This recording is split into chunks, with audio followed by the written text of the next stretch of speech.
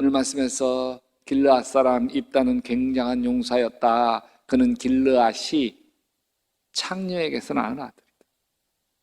입다는 자라면서 얼마나 엄마가 창피했을까. 동네 아이들로부터 몸파는 여인, 기생집 아들이라 손가락질 당하며 자랐을 거예요.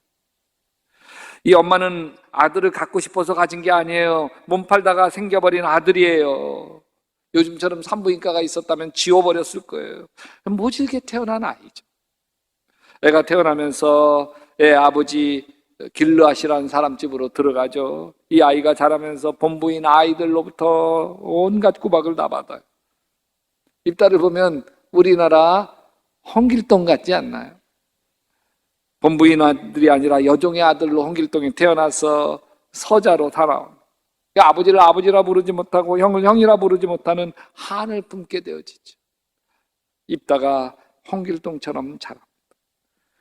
그러던 어느 날 배다른 형들이 입다를 집에서 완전히 쫓아내면서 너는 우리의 어머니와 배가 다르다. 다른 여인의 아들이므로 우리 아버지의 유산을 이어받을 수 없다. 사사기 11장 2절 말씀이에요. 입다 인생이 참 비참해요. 엄마는 몸 파는 여자지, 아버지는 아버지라 부를 수 없지. 다 커서 유산 문제로 내 쫓기니 얼마나 서러워요. 내가 뭔 잘못했어? 나도 왜 아버지 아들인데 왜 이 집에서 못 살아요? 근데 여러분, 돈 문제가 얽히면 인정사정 없어요. 유산 나눠 갈까봐 본부인 자식들이 이 집에서 당장 나가, 안 나가? 그럼 너 여기서 죽어서 나갈 거야. 살아서 내 발로 나갈래? 아니면 죽어서 우리가 내보낼까? 그래서 입다는 자기 이복 형제들을 피하여 도망갑니다. 죽이려니까. 도비라는 땅에서 살았는데, 근데 건달패들이 입다에게 모여들어 그를 따라다녔습니다. 몸 파는 여자들로 자라면서 거친 세계를 몸으로 익힙니다. 건달들이 입다를 따르게 되죠. 어느새 입다는 조폭의 우두머리가 되어집니다. 이제는 입다, 이복 형제들 박살나는 건 시간 문제예요. 조폭 우두머리잖아요. 근데 이상해요. 입다가 이복 형제들에게 복수를 하지 않아요. 건달들과 어울렸어도 막 살질 않는 거예요. 정말 잘 어울리지 않는 두 말이 사사기 11장 1절 말씀에 있어요. 길르앗 사람 입다는 굉장한 용사, 훌륭한 용사였다. 근데 그는 길르앗의 창녀에게서 낳은 아들이다. 가장 비참한 처지에서 태어나서 손가락질 받으며 자라고 아버지를 아버지라 부르지 못한 서러움을 한으로 맺고 자랐다면, 구박하는 형제들에게 강제로 쫓겨나야만 했다면, 그래서 도망갔는데 어느새 조폭 두목이 되었다면, 포악한 용사가 복수의 혈안이 된 용사, 건달 두목이 될 수밖에 없잖아요. 도대체 무엇이 입다로 포약한 용사가 아니라 위대한 용사가 되게 했을까? 저는 입다가 한결같이 지킨 자리가 있어요. 손가락질 당할 때도, 쫓겨날 때도, 건달패들이 모여 있을 때도 입다가 한결같이 지킨 자리가 있어요. 저는 그 자리가 하나님 앞에 머무는 자리였다고 믿어요. 여러분, 이런 입다의 믿음이 밝혀지게 된 것은 나라가 위기에 처했을 때였습니다. 얼마 뒤에 암몬 자손이 이스라엘을 쳐들어왔어요. 다급해진 이스라엘 장로들이 입다를 찾아갑니다. 입다, 암몬이 쳐들어왔는데 우리의 지휘관이 되어 주십시오. 우리 대장이 되어서 암몬을 물리쳐 주십시오. 입다가 좀 섭섭했던 한마디를 하는 거예요. 당신들이 나를 미워해서 우리 아버지 집에서 나를 쫓아내는 때는 언제고, 이복 형제들과 같은 패거리가 돼서 한 거죠. 어려움을 당하고 있다고 해서 나에게 올 때는 또 언제요? 장로들이 그때 미안했다고, 만약 우리와 함께 암몬 자손과 싸운다면 당신 입다, 당신은 우리의 통치자가 되게 하겠다고. 이 말을 들은 입다가 비로소 자신의 신앙을 드러내요. 당신들이 나를 데리고 와서 암몬 자손과 싸울 때 주님께서 그들을 나에게 넘겨주신다면 과연 당신들이 나를 통치자로 받아들이겠어? 그러겠다는 거죠. 주님께서 그들을 나에게 넘겨주신다면, 하나님이 함께 하신다면 이길 수 있다는 믿음을 드러내는 거예요. 언제부터 입다가 이런 믿음이 생겼는지 할 수는 없어요. 근데 입다의 인생에서 만약 하나님이 없었다면 수수는 포악한 인간이 되는 게 당연한 수순의 삶을, 그 환경이 그래. 요셉도 마찬가지죠. 17살 나이에 형들이 죽이려고 깊은 웅덩이에 던져버리고 애굽 노예로 팔아버립니다. 복수의 증오심에 칼을 갈 수밖에 없는 처지인데 증오심의 길을 걸어가지 않아요. 요셉은 하나님 앞에 머물러 있어요. 하나님을 떠나지 않아요. 노예로 팔당한 보디발 집에서 너무 성실하고 똑똑하니까 보디발 장군이 요셉을 가정 총무로 삼아. 그때 보디발 아내가 싱그러운 청년 요셉에게 마음을 빼앗겨요. 날마다 틈만 있으면 동침하자고 유혹을 합니다. 이때 요셉이 이렇게 말합니다. 이 집안에서는 나 위에는 아무것도 없어. 아무도 없어. 나의 주인께서 나의 마음대로 못하게 한 건 딱 한 가지, 마님뿐입니다. 마님은 주인 어른의 부인이시기 때문입니다. 그런데 내가 어찌 이런 나쁜 일을 저질러서 하나님을 거역하는 죄를 지을 수 있겠습니까? 요셉이 가나안에서 애굽 보디발 집에서 감옥으로 자기 뜻과 상관없이 끌려다녀야만 했지만 요셉이 한결같이 지키어야 했던, 떠나지 않은 자리가 있었는데 그것은 하나님 앞에 머물러 있는 자리야. 바보 의사라고 불리우는 한 의사 선생님이 세상을 떠났어요. 총각이었고 33살이었어요. 안수현. 그가 세상을 떠나자 장례식장에 100명, 200명, 300명, 400명이 아니고 4,000명이 왔다. 조문객들의 인산이, 안소연 형제가 은밀하게 베풀었던 그런 사랑을 받았던 사람들이 슬픔을 가슴에 안고 몰려들기 시작한 거예요.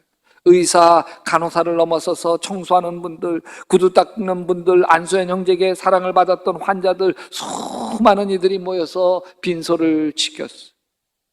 그의 가방은 항상 책과 찬양 CD가 가득 있었어요. 만나는 사람들에게 그리스도의 사랑을 베풀며 그들에게 성경책과 찬양 CD를 선물합니다. 절망에 빠진 환자들을 위해 밤늦도록 병상을 다니면서 하나님께 간절히 중보기도하고 그리고 주님의 말씀을 묵상하는 삶을 살아요. 참 남들이 보면 바보 같아 보이죠. 안수연 청년이 인간의 눈으로 볼 때 좀 손해보는 결정을 해야 될 때가 있어요. 그럴 때 이런 글을 썼어. 나는 이런 지금 손해가 분명하지만 이 결정에 후회하지 않아. 시간이 흐르면 주님의 방법으로 손해를 다루시는 손길을 보았기 때문에 예수님의 십자가의 사랑이 값을 치르고 구원을 이룬 것처럼 나의 헌신과 열정은 응분의 값을 치르면서 열매를 맺을 거라고 믿는다. 도대체 안수연 이 젊은 청년이 어떻게 이런 위대한 삶을 살게 되었을까? 그 책상 앞에 좌우명이 붙어 있어요. 그 좌우명은 코람데오, 하나님 앞에서 라는 말. 하나님 앞에서, 늘 하나님 앞에서 하나님이 나를 보시지, 하나님이 나를 도우시지, 하나님이 나를 인도하시지, 하나님 앞에서 산 것. 여러분, 안수연은 그 자리를 떠나지 않습니다. 33살 젊은 의사의 죽음 다들 안타까워하지만 안수연이 다른 사람이 100살 산 것보다도 더 값진 삶을 33살에 살다 떠나갑니다. 하나님 앞에 머물러 있었기 때문이죠. 여러분, 우리 인생과 삶이 원치 않게 흔들릴 때가 있어요. 그죠? 건강은 자신했는데 암이 찾아와서 기나긴 투병을 해야 될 때가 있고, 잘 나가던 직장이 코로나로 어려움을 겪으면서 회사에서 나와야 할 때도 있고, 우리가 살다 보면 사업에 실패해서 길거리에 앉을 때도 있습니다. 또 우리가 살아가면서 사랑으로 시작하고 결혼을 했는데 서로 싸우다 지쳐서 갈라서야만 하는 불행도 있습니다. 우리가 살다 보면 믿었던 친구에게 배신당하고 정말 회복하기 힘든 손해를 볼 때도 있어요. 그래도 하나님을 떠나지 아니하면, 거람되어 하나님 앞에 머물러 있으면 하나님의 때가 있음을 믿습니다. 하나님을 붙들면 회복의 때가 있는 거예요. 그게 입다예요. 그게 야베스예요. 그게 다윗이에요. 그게 요셉인 거예요. 믿음의 사람들은 한없이 흔들리는 삶을, 그런 인생을 살아야 했는데, 배신당하고 버림받고 비참한 나락에 떨어져야 했지만 허람되어 하나님 앞을 떠나지 않습니다. 하나님 앞에 머물러 있으려면 여러분 먼저 주일 성수 신앙을 지킬 수 있게 되기를 바라요. 여러분, 지금 코로나 때 가장 소중한 것은 주일 성수 신앙입니다. 왜냐하면 코로나가 주일 성수 신앙을 마구 흔들어 놓기 때문에 그래요. 록펠러 어머니에게 남긴 유언, 주일 예배는 본교에서 드려라, 예배 시간은 항상 앞자리에 앉아라, 주일 성수 신앙을 얘기하는 거예요. 제가 어릴 때 어머니는 주일날 헌금에는 용돈을 주시지 않으셨어요. 주일날 가게에서 물건 사는 걸 금하셨어요. 주일날은 오직 하나님께 예배하는 날로 드려야 된다는 거예요. 그리고 주일날에는 친척 결혼식에 가시지도 않으셨어요. 미리 전날 가셔서 부조도 하시고 축가도 다 해주시지만 주일날은 오직 하나님을 거룩하게 예배하는 날로 드리셨어요. 너희는 나의 안식일을 지키라. 이는 나와 너희 사이에 너희 대대로 표징이니 나는 너희를 거룩히 하는 여호와인 줄 너희가 알게 함이니라. 마산에서 약국을 경영하는 김성호 약사가 있는데, 대학 졸업 후 600만 원의 빚을 내서 4.5평의 가게를 얻어서 약국을 개업해요. 그로부터 1년 후 빚을 다 갚고 10년 만에 200배의 매출을 올리는 쾌거를 이루어요. 마산에서 6일 약국을 모르면 간첩이라 할 정도로 유명해져요. 어떻게 그가 가능했는지 책을 냈는데 그게 6일 약국 갑시다라는 책이에요. 가장 중요한 한 가지는 친절이에요. 굉장히 친절한. 또 한 가지가 있는데 그것은 주일 성수하는 거예요. 약국의 이름이 뭐예요? 6일 약국이에요. 왜 6일 약국이냐고 물었더니 6일 동안 일하고 7일째는 주일이라 쉰다고 6일 약국이에요. 그런 시골의 가난한 목사의 아들이에요. 경제적으로 어려웠어요. 대학도 고학으로 다녀야 됐어요. 물려받을 유산이 없어요. 그러나 부모님께서 신앙의 유산을 물려주었습니다. 특히 주일성수 신앙을 물려받았어요. 손해를 각오하고 주일성수를 철저히 지켰을 때 하나님이 기뻐하시고 그를 축복하시고. 우리는 지금 위드 코로나 시기를 지나고 있어요. 코로나가 풀리고 나면 교회들마다 깊은 시름에 빠지게 될 거예요. 온라인 예배 이거 어떻게 할 거냐? 온라인 예배를 하자니 성전 예배에 교인들이 채워지잖아요. 우리가 코로나 전에 성전 예배 드렸던 인원의 지난주 통계를 보니까 한 절반, 50% 조금 넘게 지금 예배를 참석하고 있음. 나머지 50%, 40몇 % 교인들은 온라인 예배를 드리고 있는 것이죠. 어떤 분에게 연락을 했더니 하여튼 1차, 2차 맞았고 아직도 코로나에 대한 어려움 없고 또 연세가 있으셔서 부스터샷까지 맞은 뒤에 성전 예배에 참석할 수 있겠습니다. 그래서 오케이, 좋습니다. 네. 근데 온라인 예배를 딱 끊어. 우리가 유튜브 예배 송출하지 않아. 그러면 성전 예배가 확실히 늘 거예요. 그런데 그렇게 하자니 온라인 예배에 편해지고 익숙했던 교인들이 그냥 다른 온라인 예배 드릴 수 있잖아요. 그 뭐 그냥 검색해서 유명한 교회, 유명한 목사님 온라인 예배로 쉽게 바꿔가니까 그 온라인 예배 끊을 수도 없고 안 끊을 수도 없고 그런 딜레마에 빠져. 물론 여기 온라인 유튜브 예배는 코로나 비대면 예배를 드려야 했을 때, 성전에서 나라 감염법 때문에 모이지 못하게 했을 때 구원의 생수가 떴어요. 성전 예배에 아무도 올 수 없었지만 그러나 교인들 가정을 거룩한 성전 삼아서 유튜브 예배를 드릴 수 있었어요. 그러나 지금 성전 예배가 가능합니다. 물론 아직도 성전 예배가 코로나로 조심스럽고 아직도 안전한 예배, 신령한 예배가 필요합니다.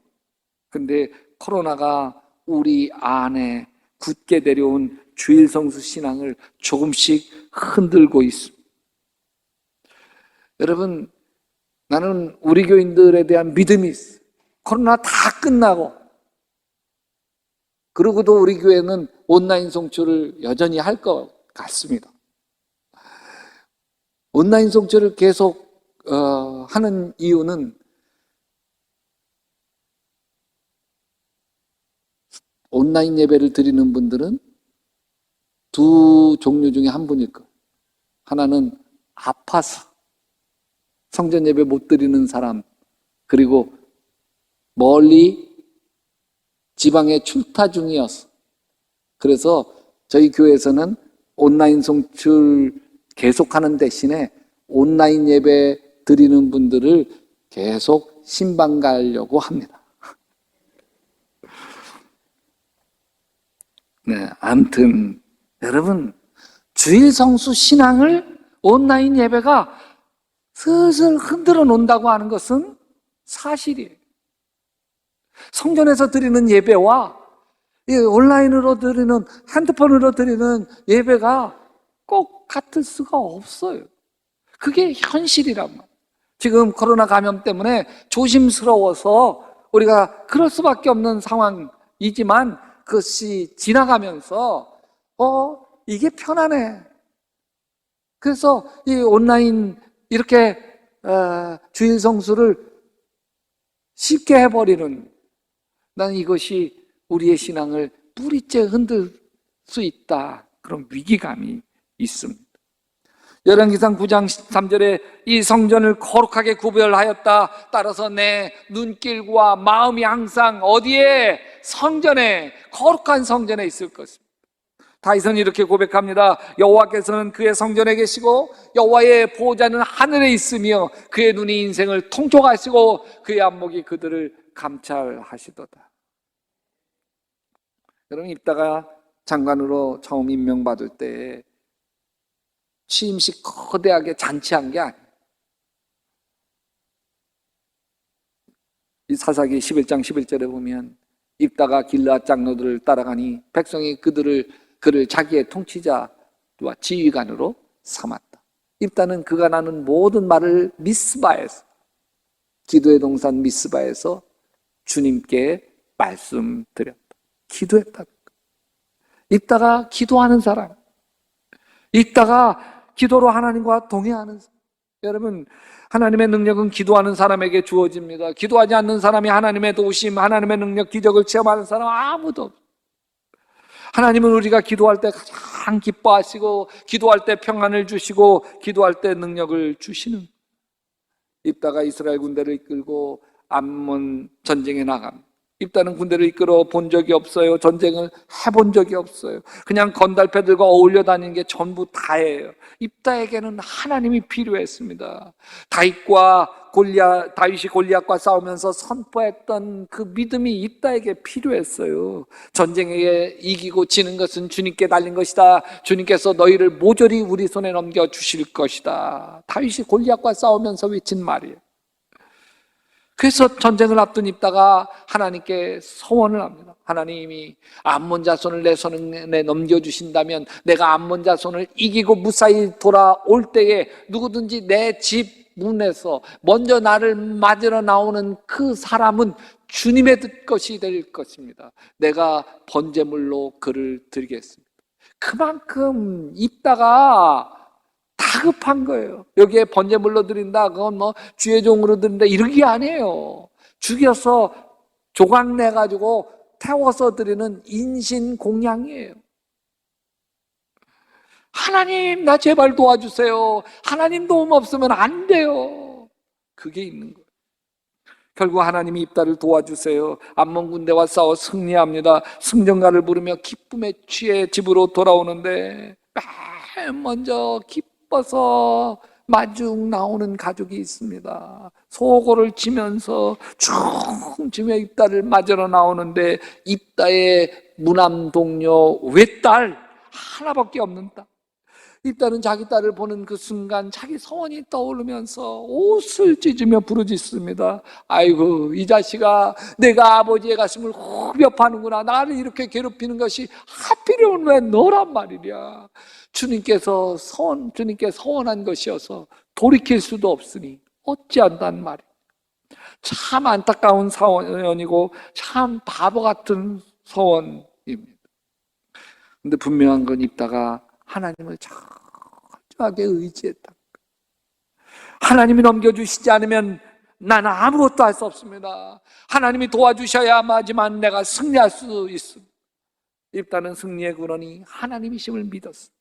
입다가 아무리 힘이 장사를 할지라도 하나님이 도와주시지 않으면 나는 아무것도 아니라는 믿음, 그게 입다에게 큰 용사여 여호와께서 너와 함께 계시도다. 하나님이 계시기 때문에, 함께 하시기 때문에 큰 용사가 될 수 있었던 것이죠. 여러분, 입다는 창녀의 아들이고 온갖 손가락질 받아 버림받았어요. 근데 하나님이 정말 비천한 입다를 붙들어 주십니다. 참 인생 서럽다, 내 인생 너무 더럽다 싶은 입다를 긍휼히 여겨주셨어요. 참 이상해요. 하나님은 연약한 자, 또 비참한 자, 또 문제가 있는 자, 이런 자들을 사용하시기를 너무 좋아하세요. 고린도전서 1장 28절에도 하나님께서는 세상에 비천한 것들과 멸시받는 것들을 택하셨으니 곧 잘났다고 하는 것들을 없애시려고 아무것도 아닌 것들을 택하셨습니다. 입다가 자신의 인생을 되돌아보면서 만약 하나님이 없다면, 하나님이 나를 도우시지 않았다면 내 인생 어떻게 되었을까 생각하기도 싫었어요. 장녀의 아들, 손가락질 다 하면서 살아온 인생. 여러분, 요셉도 하나님을 빼고 나면 어떻게 되었을까? 그냥 노예로 비참하게 끝났어요. 여러분, 저도 제 인생에서 하나님을 빼고 나면 내 인생이 지금 어떻게 되었을까? 여러분, 그렇다면 저는 가난한 부모님을 탓하면서 지냈을까? 흙수저의 인생. 동생들을 인생의 짐으로만 여기면서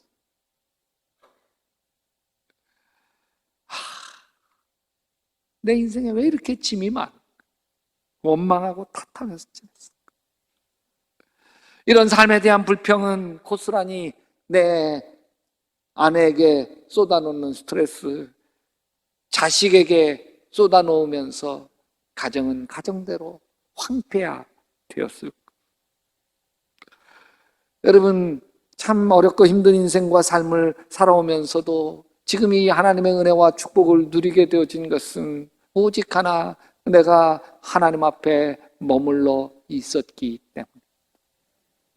여러분, 내가 누려왔던 그 모든 것들이 여러분 다 하나님 앞에 머물러 있어서 하나님이 주신 은혜였음을, 내가 지나왔던 시간들, 내가 걸어왔던 모든 순간들이 다 하나님의 은혜였음을 고백할 수 있게 되시기를 주님의 이름으로 축원합니다.